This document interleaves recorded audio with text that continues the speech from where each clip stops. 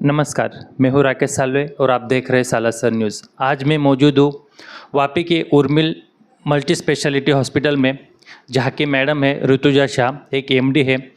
आजकल देखा जाए तो बहुत सारी बीमारियाँ बढ़ रही है, जैसे कि कैंसर हुआ। तो आज मैडम से बात करते हैं कि एक्चुअली कैंसर किस वजह से होता है और उसके रीज़न क्या है और उसके प्रिकॉशन क्या लेने के। मैडम, पहले तो आप आपका इंट्रोडक्शन दे दो। नमस्ते। मेरा नाम है डॉक्टर ऋतुजा शाह। मैं एमबीबीएस एमडी मेडिसिन और क्रिटिकल केयर स्पेशलिस्ट हूँ। मैं उर्मिल हॉस्पिटल में काम करती हूँ। हॉस्पिटल अभी 3 साल से रनिंग है यहाँ पे चरवाड़ा सेंटर पे। 25 बेड्स का हॉस्पिटल है और हम यहाँ पे काफ़ी वैरायटी ऑफ केसेस ट्रीट करते हैं। सारे डायग्नोस्टिक्स फैसिलिटीज़ भी अवेलेबल हैं। अभी मुड़ते हैं आपके सवाल की ओर। कैंसर का नाम सुनते ही डर लगता है। पहले भी लगता था और अभी भी लगता है, क्योंकि कैंसर का इक्वल प्रोपोर्शन हो गया डेथ। पर आजकल प्रिवेंटिव मेडिसिन बहुत आगे बढ़ा है, क्योंकि हम कैंसर प्रिवेंट कर सकते हैं कुछ ध्यान रख के। कैंसर लगभग शरीर के सारे हिस्सों को असर कर सकता है। स्किन कैंसर बोलिए आप, थ्रोट कैंसर, लंग कैंसर है, पेट के रिलेटेड कोलोन कैंसर है, लिवर रिलेटेड कैंसर है, गॉल ब्लैडर के कैंसर्स है। फिर लेडीज़ में जो है गर्भाशय की थैली में होते हैं ब्रेस्ट कैंसर्स है, थायराइड रिलेटेड कैंसर्स है। लगभग सारे जो हिस्से में कैंसर्स आते हैं, हर कैंसर होने का कारण अलग अलग है। Madam, Yes. देखा जाए तो कैंसर बोलते कि धूम्रपान लेने से होता है, लेकिन आजकल छोटे बच्चे में भी हो रहा है, बड़े लोगों में भी हो जाए, कोई नशा भी नहीं कर रहा है तो भी हो रहा है। उसका मेन रीज़न क्या है? सर, बच्चों के जो कैंसर्स है ना, वो अलग अलग टाइप के हैं। उनमें ज़्यादातर जेनेटिक म्यूटेशंस, उनकी जो डीएनए है उसमें बदलाव आने के कारण से, या अनुवंश में जैसे रेटिनोब्लास्टोमा बोलते हैं, जो आई रिलेटेड कैंसर है, वो जेनेटिक डिफेक्ट के कारण है। इसमें ज़रूरी नहीं है कि बच्चे की गलती है, बट अडल्टहुड में काफ़ी सारी चीज़ों का ध्यान नहीं रखा जाता या केयर नहीं की जाती। तो इसीलिए हम कैंसर प्रिवेंशन बहुत, जैसे ब्रेस्ट कैंसर है, शुरुआत के स्टेज में अगर हम डेली सेल्फ स्क्रीनिंग करें, लेडीज़ को सिखाएं, तो अर्ली स्टेजेस में डिटेक्ट होकर 100% क्योर मिल सकता है। कोलोन रिलेटेड जो कैंसर है, जो मार्केट में आजकल जो फास्ट फूड का ज़माना आया है, सब कुछ इंस्टेंट चाहिए, 2 मिनट का मैगी, 2 मिनट का खाना, तो इसमें काफ़ी सारे प्रिजर्वेटिव्स यूज़ होते हैं। जैसे चाइनीज़ आइटम्स में भी अजीनोमोटो है, एमएसजी है, ये भी सारी कैंसर कॉजिंग सब्सटेंसेस है। मैडम, कैंसर के लिए प्रिकॉशन क्या लेने का? सर, बेसिक्स जो आपके हाथ में है वो आप ज़रूर ध्यान रखिए। सबसे ज़रूरी है शुद्ध शाकाहारी आहार। मैं प्रमोट इसके लिए कर रही हूँ क्योंकि वेजिटेरियन डाइट में थोड़ा आप कंट्रोल रख सकते हैं, डाइजेस्टिव कैपेसिटी इम्प्रूव होती है और बॉडी की कॉम्प्लेक्स कार्बोहाइड्रेट्स पचाने की ताकत बेटर रहती है। और खाना साफ़ करें, क्योंकि जो आपके फ्रूट्स वेजिटेबल्स मार्केट में मिलते हैं वो काफ़ी पेस्टिसाइड्स युक्त रहते हैं। ऑर्गेनिक फार्मिंग अभी बहुत पीछे चली गई है। तो अच्छे से जो आपको फूड के क्लींजिंग मिलते हैं, जैसे कि आप कैंट वगैरह के मिलते हैं, तो पानी में आप डुबा के क्लीनिंग कर सकते हो, जिससे उसके हार्मफुल केमिकल्स निकल जाएंगे। दूसरा, आप जितना सस्टेनेबल लाइफस्टाइल आप रख सको, जैसे कि थोड़ा जल्दी उठ के ध्यान प्राणायाम करना, योगा करना, ये बॉडी के हेल्थ के लिए, एक्सरसाइज करना, ये बॉडी के हेल्थ के लिए बहुत ज़रूरी है। मैडम, देखा जाए तो लोग बोलते कि कैंसर जो है स्टेज 1 हुआ तो बहुत बड़ा इशू है, स्टेज 2 हुआ तो ये है, स्टेज 3 हुआ तो हम कुछ नहीं कर सकते। उस बारे में लोगों को काफ़ी शंका है, तो आप ज़रा उनको बताएं कि स्टेज 1, स्टेज 2, स्टेज 3 क्या है। 1 2 3 का ग्रेडिंग जो है वो सीवियरिटी के हिसाब से है। हर कैंसर का ग्रेडिंग मेडिकल क्लासिफिकेशन में अलग अलग रहता है। शरीर का हर कैंसर का क्लासिफिकेशन अलग है।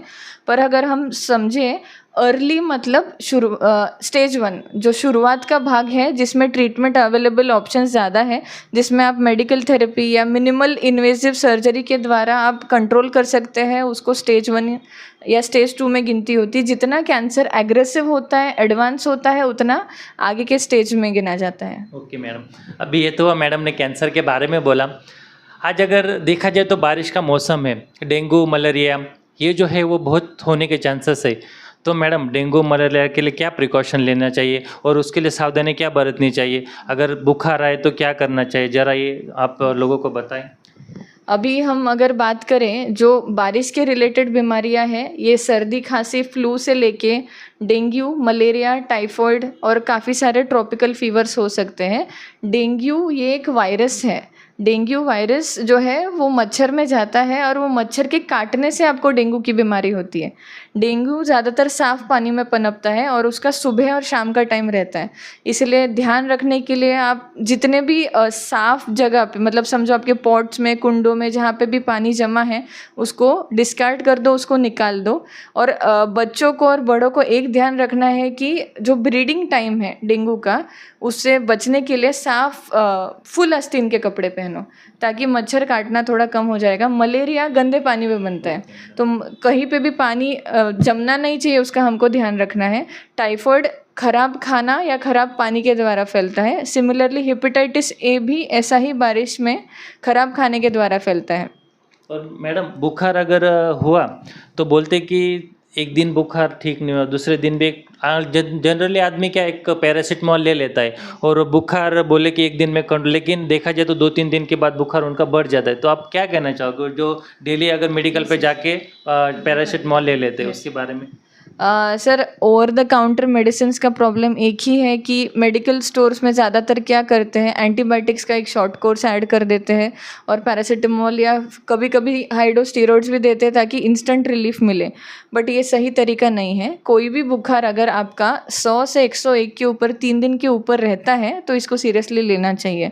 बुखार के साथ काफ़ी रेड फ्लैग साइंस आ सकते हैं, जैसे कि बिल्कुल भूख ना लगना, चक्कर आना, वॉमिटिंग्स होना, एक्सट्रीम पेट में दर्द होना या बुखार लगातार रहना। बुखार लगातार रहने के कारण से शरीर को डिहाइड्रेशन हो सकता है। तो आप ज़्यादा से ज़्यादा घर पे 2 से ज़्यादा 3 दिन तक बुखार सहन कर सकते हो, पर उसके आगे मेडिकल केयर को देखना ज़रूरी है। ओके मैडम ने तो अभी कैंसर और जो इसके बारे में बताए, तो मैडम अभी आप एक लोगों को भी शेयर करना कि आपका इतना साल का एक्सपीरियंस है, आपको ऐसा कौन सा केस था कि आपको थोड़ा आपको परेशान हुआ वो केस में लेकिन वो सक्सेसफुल हुआ? हमारे हॉस्पिटल का पहले केस, जैसे डेंगू की बात चली रही है, एक यंग पेशेंट आए थे, कॉम्प्लिकेटेड डेंगू के साथ आए थे। 8 दिन 10 दिन तक बुखार जा ही नहीं रहा था उनका। आए थे तब प्लेटलेट उनके 5000 थे, जो कि बहुत क्रिटिकल स्टेज में गिना जाता है। किडनी फेल हो गई थी दोनों बराबर से। उनका बॉडी का फंक्शन जो आप लिवर फंक्शन किडनी फंक्शन बोलते हैं वो डिटोरिएट हो गया था। आईसीयू में उनको 8 से 10 दिन रखना पड़ा। लंग्स में पानी भर गया था। तो हम जो डेंगू मलेरिया को इतने आसानी से लेते हैं उतना लेना नहीं चाहिए। ये अगर टाइमली ट्रीटमेंट होता तो इतना कॉम्प्लिकेशंस नहीं होता। पेशेंट स्ट्रेचर पे बेहोशी की हालत में आए थे, पर वो जब चल के गए तब बहुत खुशी मिलती है। यस मैडम अभी आप जो हॉस्पिटल है आपका उर्मिल हॉस्पिटल, तो उसकी स्पेशलिटी क्या है, आपके इक्विपमेंट कौन कौन से है, ये ज़रा बता दो। बिल्कुल। सर अभी हॉस्पिटल में full time physician, full time ophthalmologist और डर्मेटोलॉजिस्ट अवेलेबल है। विजिटिंग के लिए हमारे पास सर्जन्स, पीडियाट्रिशियंस और ऑर्थोपेडिक डॉक्टर्स भी अवेलेबल हैं। तो हॉस्पिटल में हम ओपीडी सर्विसेज देते हैं। ओपीडी सर्विसेज में जितना भी हेल्थ चेकअप रिलेटेड है, सारे इक्विपमेंट्स अच्छे you can say imported companies के अवेलेबल है। हम ECG, lung function test, treadmill test, 2D echo, sonography, x ray, ये सारे इंस्ट्रूमेंट्स हम लोग हैं यहाँ पर अवेलेबल। जो इंडोर डिपार्टमेंट्स है हमारे यहाँ पे, इमरजेंसी सर्विसेज है, आईसीयू डिपार्टमेंट है, ऑपरेशन थिएटर्स है जहाँ पे हम काफ़ी जनरल सर्जरी, यूरो सर्जरी सब करते हैं। इसके साथ इम्पोर्टेंट हिस्सा है उर्मिल हॉस्पिटल का है वो आई डिपार्टमेंट। जो ऑफ्थेल्मोलॉजिस्ट है वो फुल टाइम अवेलेबल है। आइज़ के complicated surgeries, cataract surgeries, phaco surgeries, minimum 1.8 mm के चीरे से ऑपरेशन बिना टाके के किया जाता है। और काफ़ी अच्छे फीडबैक्स है पेशेंट्स के, क्योंकि हमारा एक ही मोटो है कि हम दिल से केयर करना चाहते हैं पेशेंट्स की, और सबके लिए सेम केयर रहेगा, कोई भी आए। ओके थैंक यू मैडम का, जो अपने के लिए सालासर न्यूज़ को टाइम दिया और उन्होंने बताया कि क्या प्रिकॉशन लेने का, और मैडम को दिल से धन्यवाद देते हैं। Thank you.